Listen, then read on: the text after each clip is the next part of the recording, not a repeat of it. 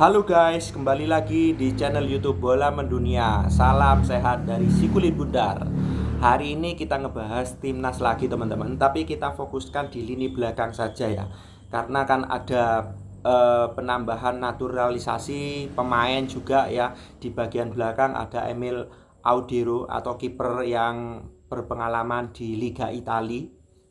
Nanti kira-kira menurut teman-teman itu pemilihan Patrick Kluivert itu dengan menumpuknya banyaknya pemain-pemain yang ada di belakang dengan karakter permainan yang berbeda-beda, itu nanti kira-kira menurut teman-teman coba siapa saja yang akan bermain di bagian barisan belakang. Boleh ditulis di kolom komentar pilihan teman-teman siapa aja nanti back yang akan main menjadi starting 11 atau pemain inti. Nah, kalau menurutku pemilihan di kiper terlebih dahulu ya. Walaupun ada penambahan pemain seperti Emil Audero, kiper yang sangat berkualitas juga ya.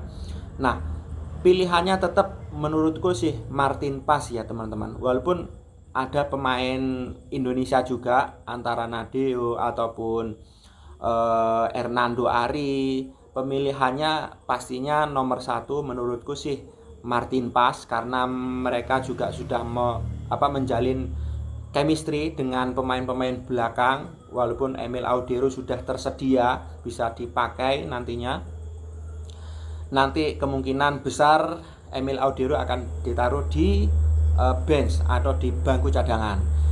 Maju lagi ke bagian depan, ini yang menarik teman-teman. Dari center back terlebih dahulu, kita tahu Kevin Dix itu juga bagus ya teman-teman ya. Biasanya bermain di sebelah kanan atau back kanan. Akan tetapi kemampuan holding the ball, bisa membangun serangan dari belakang, saya kira Kevin Dix ini cukup bisa dipakai juga ketika mendampingi J.Itses di tengah teman-teman. Ada pilihan juga seperti Jordi Amat dengan syarat pengalaman yang pernah bermain di Liga Spanyol, mulai dari Cristiano Ronaldo, Messi juga mereka pernah bertemu. Dan holding the ball-nya, penguasaan bolanya Jordi Amat juga bagus sekali. Bahkan sesekali ketika dia ada di belakang seperti kayak gelandang gitu ya, agak naik posisinya ke depan dan bisa mendistribusikannya dengan long ball-nya yang sangat akurat. Jadi Jordi Amat ini menurutku juga sangat kuat. Cuman ketika fisiknya atau usianya yang sudah mulai termakan usia ya, saya kira juga perlu menjadi pertimbangan nantinya oleh Patrick Kluivert ya, oleh staf kepelatihan Patrick Kluivert. Kalau Kevin Dix yang dipasang di tengah mendampingi J.Itses, saya kira juga itu sangat menarik juga untuk dinantikan. Apakah benar nanti Kevin Dix yang akan ditaruh di tengah, karena mungkin dibutuhkan sekali kemampuan holding the ball-nya, mendistribusikan bola ke gelandang ke depan, atau bahkan membutuhkan untuk long pass ya ke depan langsung ke striker. Nah, itu nanti sangat menarik untuk ditunggu. Lebih-lebih J.Itses ini kan kemampuannya seperti memotong bola, duel-duel udara, interceptnya itu sangat bagus. Jadi ketika nanti ada Kevin Dix atau Jordi Amat yang dimainkan, mereka tidak terlalu khawatir karena di belakang mereka itu masih ada J.Itses yang akan melapis ketika nanti ada kebocoran di tengah ataupun ada kebocoran dari Jordi Amat atau Kevin Dix teman-teman. Nah, juga pilihannya selain Kevin Dix dengan Jordi Amat ada juga Miss Hilger. Miss Hilger ini kalau dari kemampuannya atau pengalamannya mungkin kalah ya dari Kevin Dix dan juga Jordi Amat, karena Miss Hilger sendiri usianya juga relatif masih muda. Akan tetapi dengan nilai transfer yang sangat luar biasa, nilainya yang menurutku juga lumayan mahal di antara pemain-pemain kita di Indonesia ini, dengan pemain-pemain yang ada di Eropa juga ya, pemain timnas Indonesia yang bermain di Eropa. Jadi kan bisa diartikan ketika nilai transfer dari Miss Hilger ini juga mahal, berarti kualitas Miss Hilger ini juga sangat bagus gitu loh ya. Nah, pilihan yang terakhir adalah Rizky Ridho. Plus minus Rizky Ridho pemain lokal, tapi menurutku permainan terakhir dari Rizky Ridho waktu bermain dengan Arema itu kan golnya sangat luar biasa sekali, bisa mencetak gol dari tengah lapangan itu.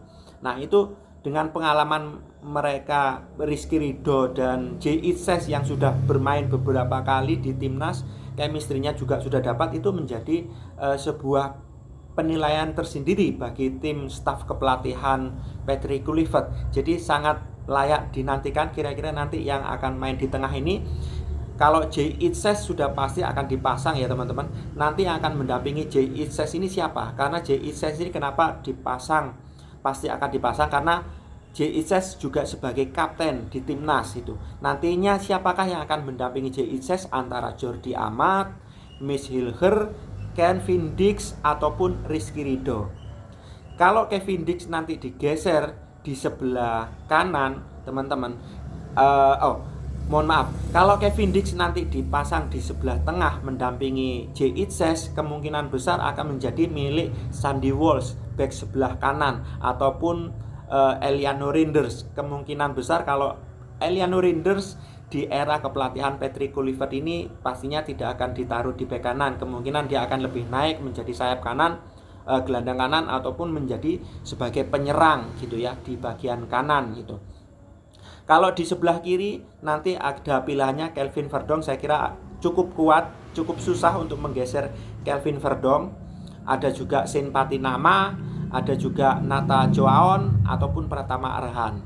Kalau Pratama Arhan kemungkinan ya untuk menembus starting 11 cukup menantang juga ya, karena ada Kelvin Verdong yang sangat syarat berpengalaman. Kemungkinan kalau seperti Pratama Arhan bisa dimasukkan menjadi super sub atau pemain pengganti ketika nantinya bertemu Australia kita buntu. Pratama Arhan bisa dijadikan opsi untuk lemparan-lemparan jauhnya dari luar lapangan itu, langsung lempar langsung ke mulut gawang itu teman-teman. Oke, kita tunggu aja nanti kira-kira strategi ramuan racikan Patrick Kluivert itu seperti apa.